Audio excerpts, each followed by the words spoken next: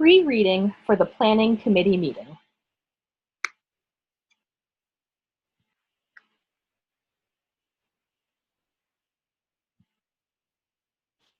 Context.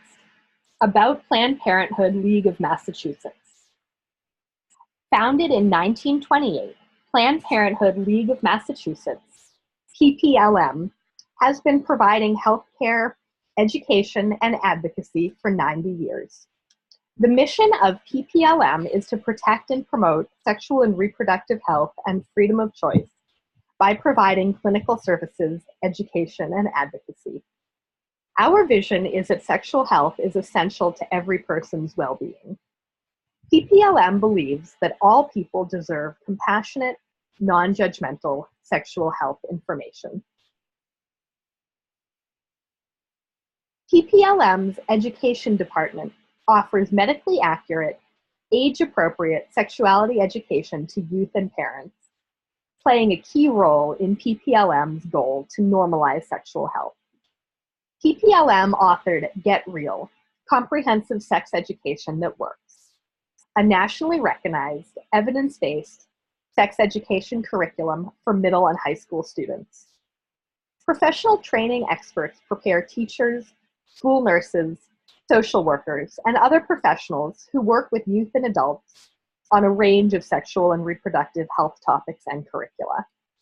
Though research-based, skills-building training and workshops, full-day, half-day, and webinars, participants develop the abilities and awareness needed to be effective sexuality educators and trainers.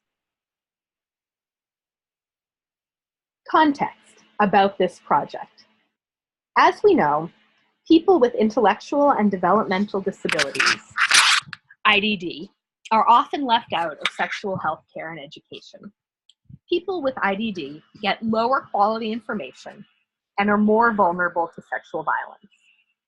As PPLM has taught people how to teach Get Real, many people have asked about how to be inclusive of people with IDD.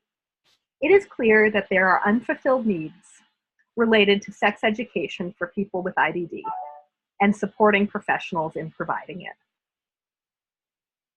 Planned Parenthood League of Massachusetts, with support from the Massachusetts Department of Public Health, Office of Sexual Health and Youth Development, MDPH, OSHYD, will develop and facilitate a professional sexuality education training for providers of services to individuals with IDD, the IDD training. The IDD training will develop the skills that educators, social workers, and others need to educate and provide guidance to youth and adults with IDD about relationships, sex, sexuality, sexual health, and consent. In the fall of 2018, we will host a convening of service providers, self-advocates, and others with expertise in this area to identify and prioritize current needs and gaps. The results of this convening will inform our development of the IDD training. Well-informed guidance around sex, sexuality, and sexual and reproductive health care is vital to the health and well-being of people with IDD. And for this reason, education and professional development for service providers. In preparation for this project, we did some research, including reviewing the academic literature and other sources for information, looking at local resources and what is currently available, and interviewing self-advocates, parents, educators, and other experts. The next sections talk about what we learned. Findings from the project research. Strengths and resources, what we have going for us. There are a lot of informal supports around sexual health and education. Many educators, support workers, programs, and professionals care about this issue and give people with IDD information. We don't know how accurate their information always is, but it's important that they think this subject is a priority. The community of people with IDD is strong and growing more voice and power. There is a growing awareness of sexuality, sex education, and preventing sexual violence, both in general in our culture and related to people with IDD. Some agencies for people with IDD have formal sex education programs and resources. There are resources and support groups for parents that often include talking about sexuality. Again, we don't know the quality of the information parents are getting. The Rainbow Support Groups provide support and resources for LGBTQ people with IDD. Educators in schools are interested in being inclusive and making sure that sex education is accessible to everybody. There is a strong drive in schools to include students with IDD in classrooms with their peers who do not have disabilities. Inclusion classrooms often use a wider range of ways of teaching and use universal design, which helps all students learn. There are continuing education resources for educators about how to include students with IDD. These resources are not specifically about sex education, but focus on how to teach inclusively. People with IDD are creating curricula, lessons, and resources about sexuality, sexual health, and inclusivity. For example, the Autistic Self-Advocacy Network created a curriculum for doctors and other healthcare providers about taking better care of people with IDD who need sexual health care. The National Council on Independent Living, NCIL or NICL, just applied for a grant to work with people with IDD to create sex education. Findings from the project research: barriers, problems and things that get in the way of sexual health education equity. Many people believe that people with intellectual and developmental disabilities, IDD, are never sexual beings, or think of adults with IDD as children. Some people with and without IDD are asexual, and that is valid, but different from the assumption that all people with IDD are not sexual beings. Sexuality is part of being human. Parents, professionals, and people who teach sex education sometimes think that people with IDD shouldn't or can't express their sexuality, or think it's a problem when they do, instead of part of being human. This problem can often happen for people with IDD who are lesbian, gay, bisexual, transgender, queer, LGBTQ+. People of color with IDD, and especially men of color with IDD, are often seen as dangerous when they are sexual, and are sometimes treated like they committed a crime when they did not. Sexual violence, rape, sexual assault, being forced to do sexual things when they don't want to, happen more often to people with IDD. Many people think that some of the services for people with IDD that teach people to be compliant are part of the problem. But many people assume that if a person with IDD chooses to engage in sexual behavior, it is sexual assault. We need to be able to talk about the problem of sexual violence differently than how we talk about consensual sexual behavior. Many people with IDD get their information about sexuality and sexual health from informal sources, friends, TV, etc., instead of from formal classes. It's great that self-advocates try to find information on their own and have people to talk to, but we don't know if the information they get is accurate or current. When people with IDD have the opportunity to take formal sex education, for example, in an inclusion classroom with their peers who don't have disabilities, sometimes the class format makes it hard for them to participate. For example, the teacher might move too fast, ask people to do unrelated skills like writing, or not know how to be inclusive to people with IDD.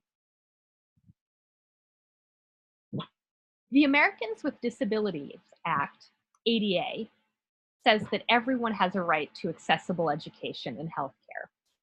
But many clinics still discriminate against people with IDD, and many doctors don't offer sexual health care to their patients with IDD. Ableism is a system of power that we all learn growing up. It's in all areas of our lives, including in sexual health education. Some people also don't understand enough about how disability is connected to sexuality and how it can be something to celebrate. We need to overcome ableism, including ableism in sexual health care and education. There are a lot of different groups at the table here, including people with IDD and their supporters, and sexual health educators. These two groups often don't speak the same language, and we end up reinventing what we already know if we can't translate between groups. For example, self-advocates talk about sexual self-advocacy, or helping people learn to make decisions about sexuality for themselves, and talk about what they do and don't want to do. Sex educators call this comprehensive sex education, which focuses on helping empower people to make decisions and communicate. As another example, most sex education for people with IDD focus on preventing sexual violence only, instead of teaching about consensual sexuality, making decisions, relationships, ways to lower the risk of getting a sexually transmitted infection or becoming pregnant when the person doesn't want to be pregnant, and the other topics that are part of comprehensive sex education. We know that comprehensive sex education is effective in helping people make their own decisions about sexual expression, preventing pregnancy and sexually transmitted infections, and helping people be more confident about communicating about sexuality and boundaries, and can serve as a primary prevention of sexual assault and harassment. Research about comprehensive sex education rarely includes people with IDD, though. When people research sex education among people with IDD, they usually aren't looking at comprehensive sex education. Findings from the research project. Gaps, what we need but we don't have.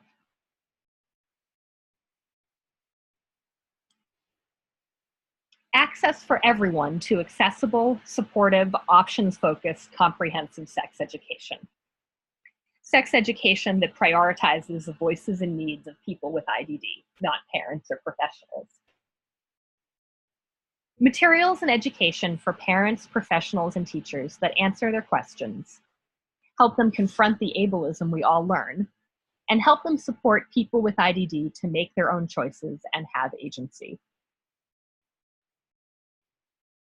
Sex education designed and led by people with IDD, for people with IDD. Anti-ableism training for people who work in sexual health education and care, including sex educators. Accessible, inclusive trauma counseling and supports for people who have experienced sexual violence. Sex education curricula that uses universal design to make learning more accessible for all students. Consistent policies and approaches across agencies and fields. Opportunities for people with IDD and their supporters to get together with sex educators and sexual health professionals and learn from each other. Resources for men, LGBTQ people, and people of color with IDD. Education for professionals that help them understand that people with IDD, and especially men of color with IDD, are not doing anything bad or criminal if they express their sexuality consensually. And resources for people being unfairly accused of sexual crimes because of their disability. More representation of consensual sexuality and people with IDD.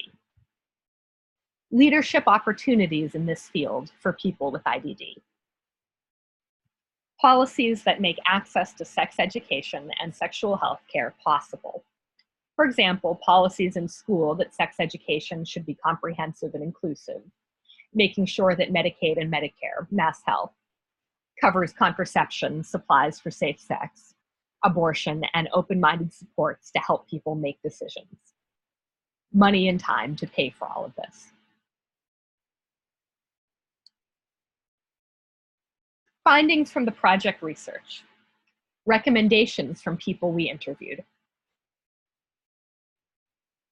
Have people with IDD develop or revise a sexual health education curriculum and lessons.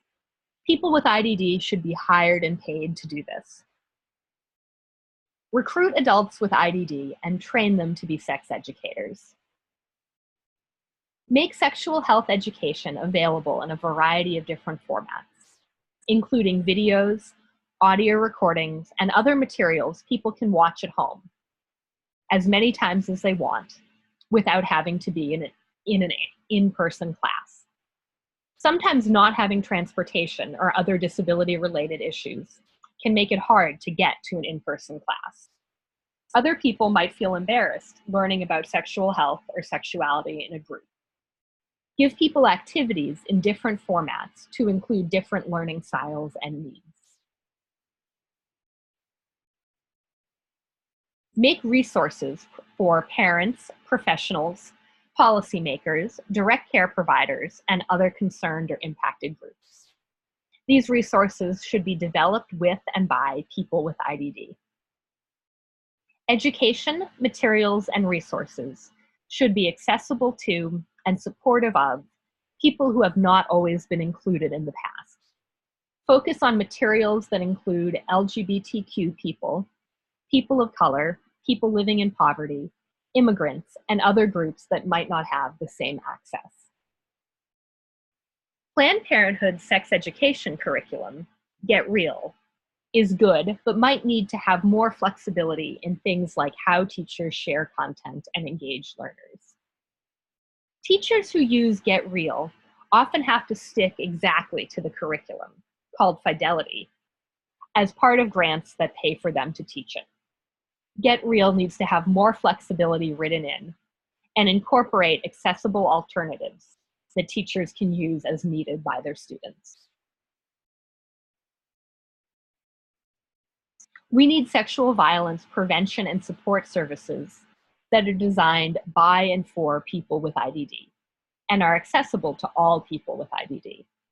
Sexual violence prevention and support services need to be disability informed and acknowledge that people with IDD can and do have consensual sexual activity. They should also acknowledge that sometimes some of the services people with IDD have received in the past might have taught them they shouldn't say no, and this is related to sexual violence. Anti-ableism training should be a first step for everything. Learning about content isn't as important as learning to recognize and change our own bias.